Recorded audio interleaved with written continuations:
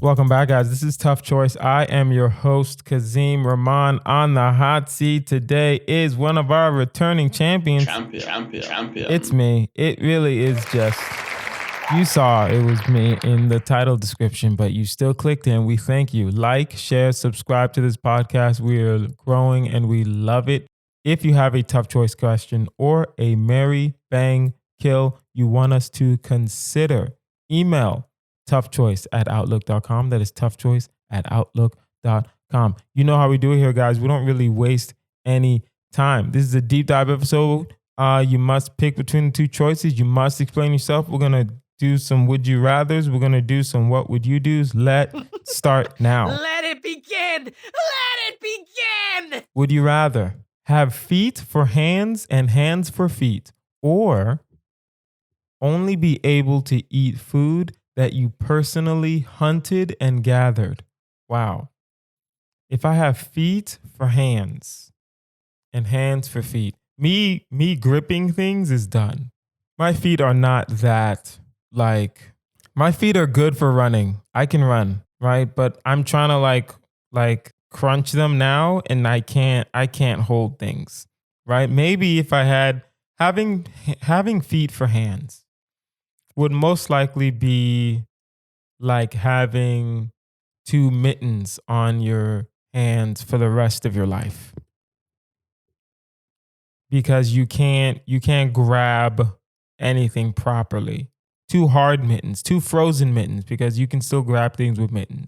But if you have two frozen mittens on your hands for the rest of your life, you can't like move them correctly. You can't move it. But hands for feet, I can grip things with my feet. And probably some of you are thinking, hey, if you have hands for feet, you can just use your feet to like eat and stuff. So try to lift your foot to your waist. I can't do that. I can't lift my foot to my waist. So what makes you think I can lift my foot to my mouth?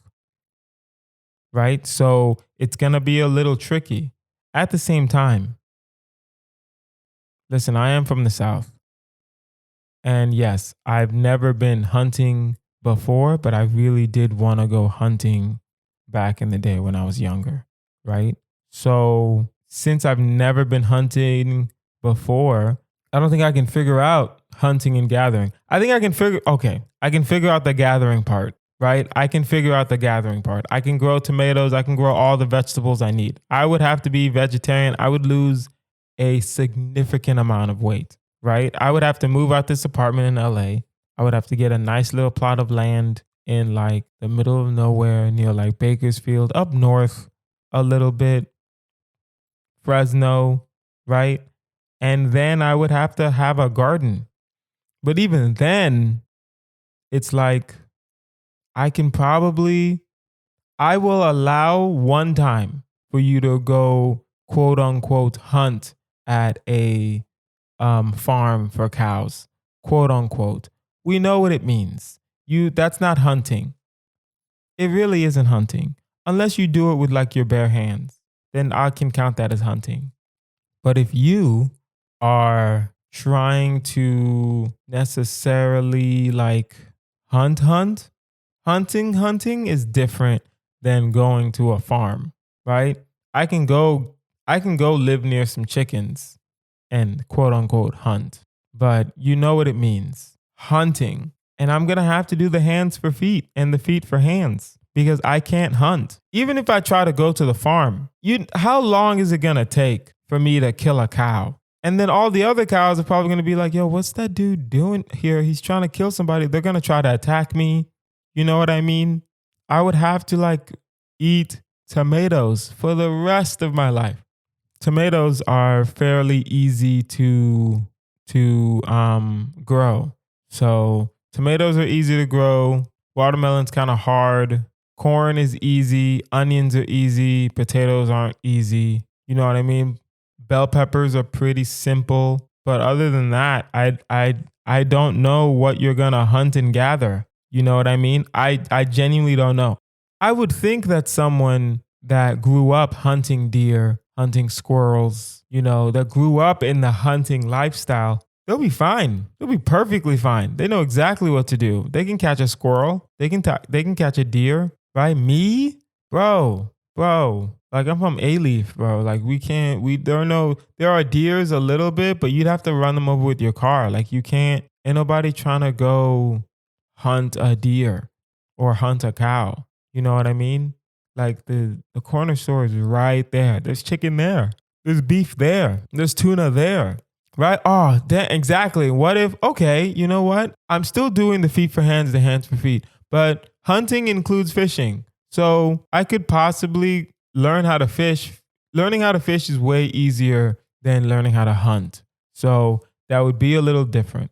Would you rather show up to every job interview smelling like marijuana or have porn audio softly playing from your pocket at all times? Now, I think showing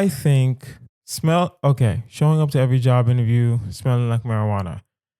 As I'm recording this, the House just passed a bill to legalize marijuana in the United States. Now, I live in California, so me in general smelling like I don't know why I keep saying marijuana. It's weed, smelling like weed. It wouldn't be that bad in California necessarily, right? And I know some people are like, well, Kazeem, you live in LA, you smelling like weed, no one's gonna care. At the same time, think of it this way, because smelling like weed isn't like it's not a smell that like smells good. Weed doesn't, like I've been around people that smell like weed and they don't smell nice. Think about that. People that smell like weed, they don't smell nice. They don't smell good at all, actually. They smell weird, right? Even when they're acting normal, because it doesn't say you're high. It doesn't say go to every job interview high. It says go to every job interview smelling like weed. And the question will be, how strong is the weed smell? Strong enough to know when I'm sitting across from you, you're smelling like weed. Other option, have porn audio softly playing from your pocket at all times. It doesn't even say that your phone is in your pocket. It just says that you have a porn audio playing from your pocket at all times. At least in the weed thing, it's just every job interview. At least in the weed thing, it's every job interview. It's not all the time. But job interviews are important, especially because I'm trying to write for TV soon. So I'll go on interviews, right, to get in a writer's room. I get in these conversations and I'm smelling like weed. I wouldn't hire someone that comes to a job interview just smelling like weed. If they smoke, I wouldn't care. I don't smoke, so what you do is your problem. But if they purposely come smelling like weed to the job interview, I'm going to judge just a little bit, not completely, not 100, not like completely, but I'm going to judge you. At the same time, it's just every job interview. But if you're playing porn audio softly from your pocket at all times, every single day, nonstop, I don't think I can do that. I don't think I can handle porn audio playing from my pockets nonstop at all times. Not even, at least the weed is just the job interviews. At least. And then that would mean that, hey, when you're applying for jobs, you gotta, when it's time for you to ask them questions, because usually, for those of you who probably don't know, job interviews go like this. A lot of times they go like this. It's a phone call first, just to see if you're a real person. Talk with you for like 2 seconds, and then schedule a formal interview. Then they have a formal interview. Sometimes that's over the phone. Nowadays, it's over the phone. Then they have a second interview, and that's when they bring you in. So they already like you when they're bringing you in. They already like you. So when you do that, if you walk in there and you're smelling like weed, that could be a little tricky. And even if you're like I was going to say cognizant. I hope that's the word. Even if you're like not high, if you're not deranged, if you're acting normal, then that just means to them you have bad body odor, smelling like weed. At the same time, does anyone really think they can handle porn audio? Like softly playing from their pockets at all times, not just when you're around friends. This is interviews, this is work, this is stand up, this is playing basketball, this is at the gym, constantly. Soft porn audio. And we're not talking about the sounds, we're talking about, we're not talking about the music, we're talking about the sounds too. We're talking about the sounds too. And that's why I have to pick the weed. It sucks, but I have to pick the weed because I can't have porn audio playing from my pockets 24/7. I can't do that. I can't do that. Maybe you guys think differently than me. Email toughchoice@outlook.com. We'll see what happens. Let's do some what would you do's. I need a sound effect for this, but we're going to get one sooner or later. I'll ask Mike Perkins to do it. All right. You're the captain of a submarine. You receive orders to launch the missiles in exactly 24 hours, but then you lose communication with your superiors. What do you do? I've never been in the army. I've never served. I have definitely lied on a couple job applications that I did serve. I said I was in the Army and the FBI in 2020. They still hired me. That's on them.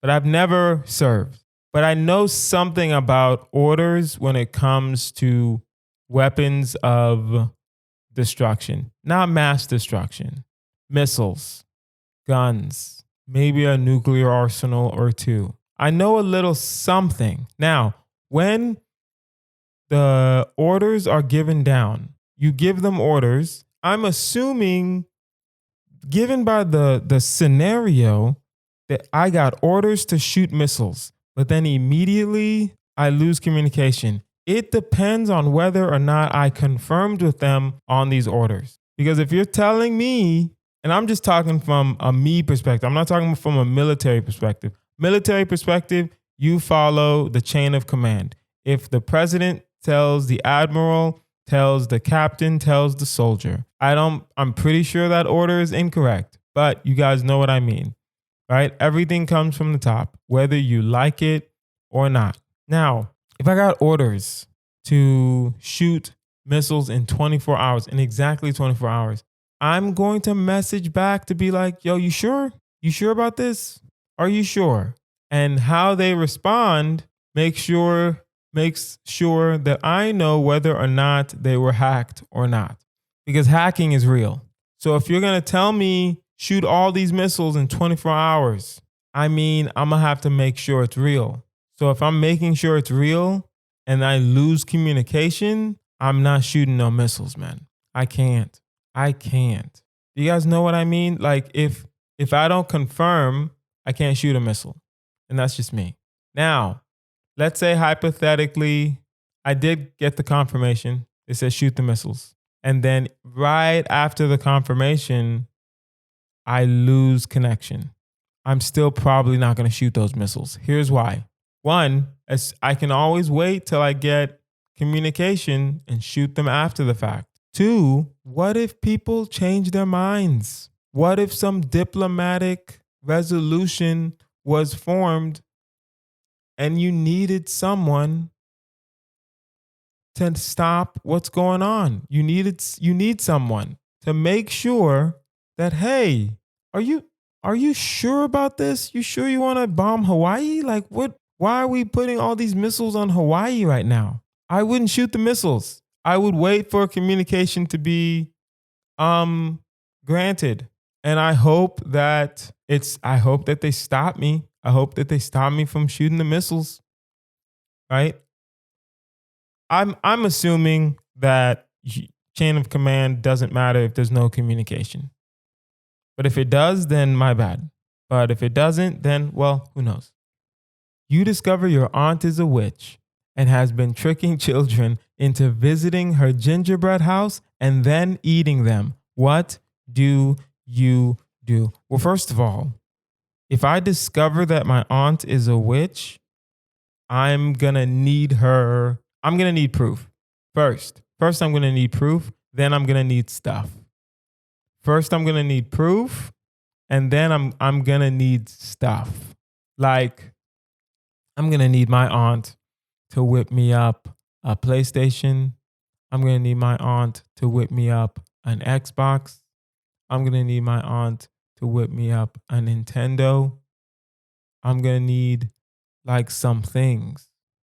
You know what I mean? I'm going to need some things if I discover that she's a witch. Now, when I discover she's a witch, does everyone know but me? Because I'm one of those people, I'm always the last to know things. So when I speak on things, I'm late. I'm late. I am late to the party. I'm late. So am I the only one that knows about my aunt? If I'm not the only one that knows about my aunt, then we're going to have a family conversation as to whether or not we're going to allow her to keep that gingerbread house. We're going to have a family conversation. If I'm the only one that knows about my aunt, me and her are going to have a conversation. And she knows what I'm talking about. If I'm the only one that knows about my aunt, me and her are going to have a conversation. She's eating babies. So, no, let me not say babies. She's eating children. So that's a problem. That's a problem. It really is a problem. So I would go to my aunt and I would have an honest conversation. Honestly, I would go to my aunt. I would say, hey, auntie, stop eating these children. Just stop it. She'd probably kill me.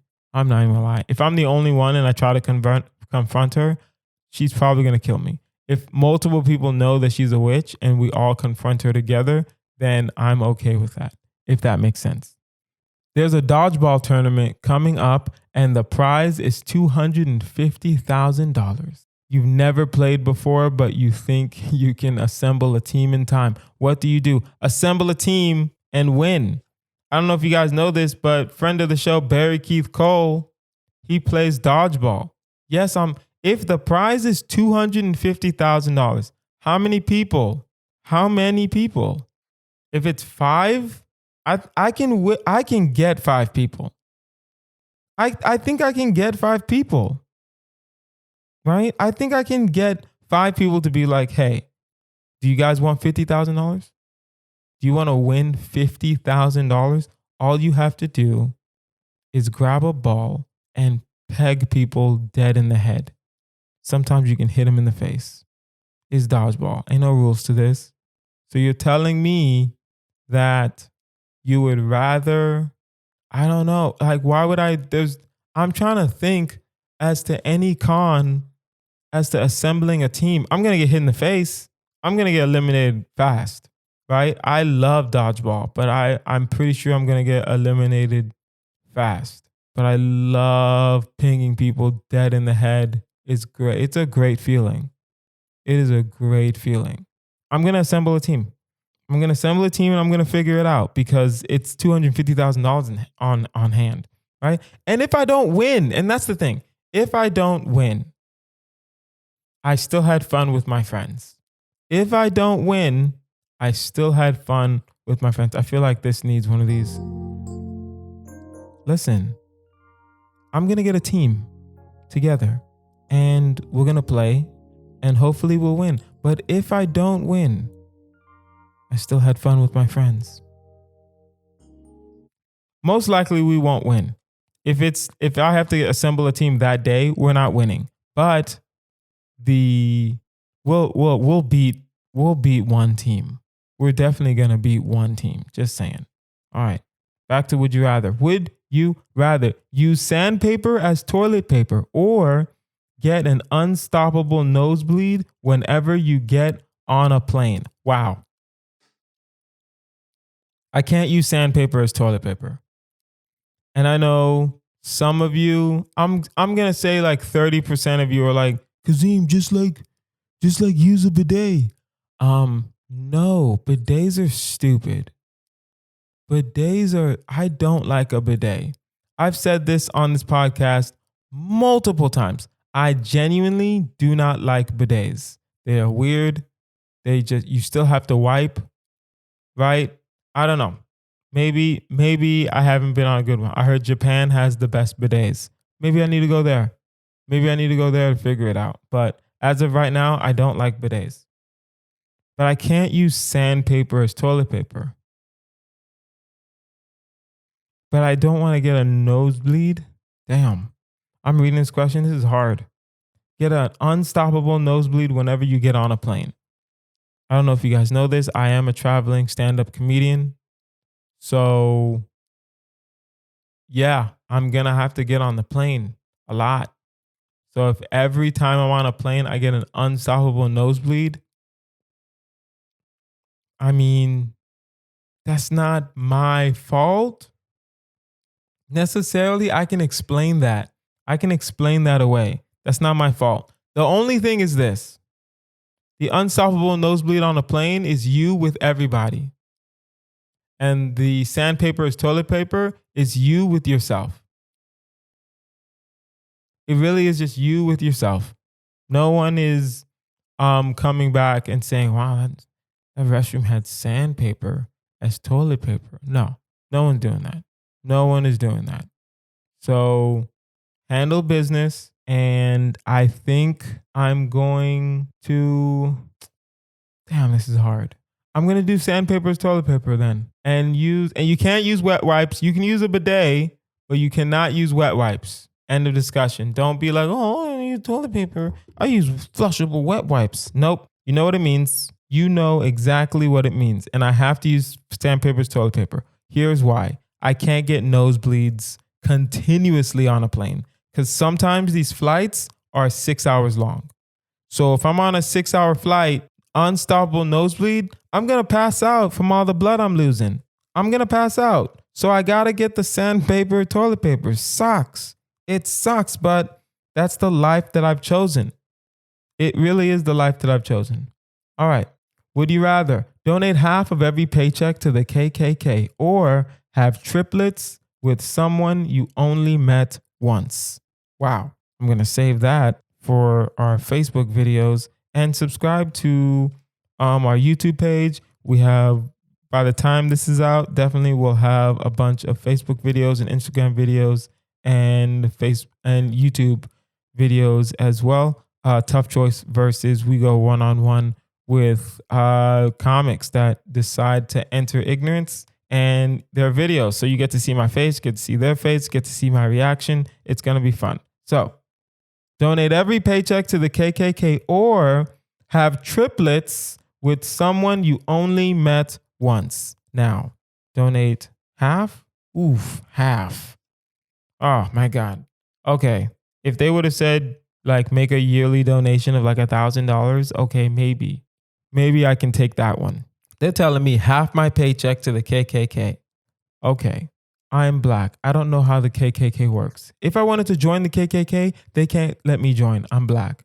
If I wanted to give money to the KKK, would they let me even give them money? Because that question is important.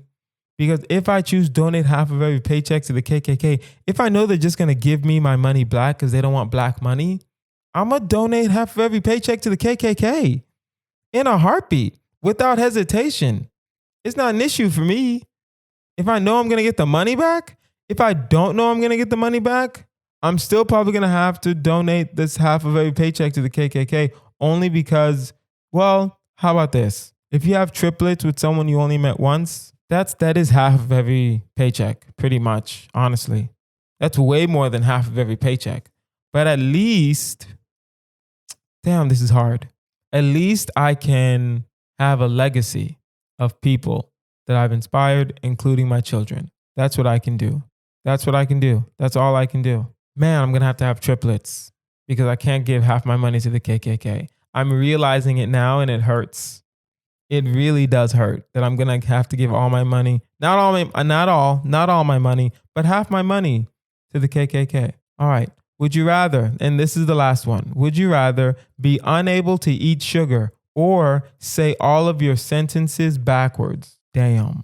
Okay. Do I want to say all of my sentences backwards, or do I want my food to never taste good? I'm going to have my food never taste good. No sugar. No sugar for me. Sucks to hear. Sucks to say, sucks to hear. But what I cannot do is speak backwards. I can't be out here speaking backwards. That's not gonna, not even, I would be honest. If it was like Pig Latin, if it was like, it's a bay day, si say, lifle, fike, ife, d day, I can figure that out. But if I have to say my sentences backwards, because I'm trying to do it now and I can't. Like, that's how weird it is. I can't even comprehend saying the sentences backwards. Backwards sentences, see how I had to think about it. I can't do that. I'm gonna have to let go of sugar. And I need sugar because I put sugar in everything. I don't like coffee that tastes like coffee. So for me, I'm gonna need my sugar. But I value talking correctly than way more than I value sugar. Way more than I value these donuts. I value talking correctly. Guys, that is our episode. This has been Tough Choice with Kazeem Rahman. You can find me online at Kazeem Comedy. That's Kazeem Comedy. Like, share, subscribe to this podcast. We're growing and we love it. If you have a tough choice question or a Mary Fuck Kill you want us to consider, email toughchoice@outlook.com. That is toughchoice@outlook.com. I've been Kazeem Rahman. You guys have been amazing. Bye.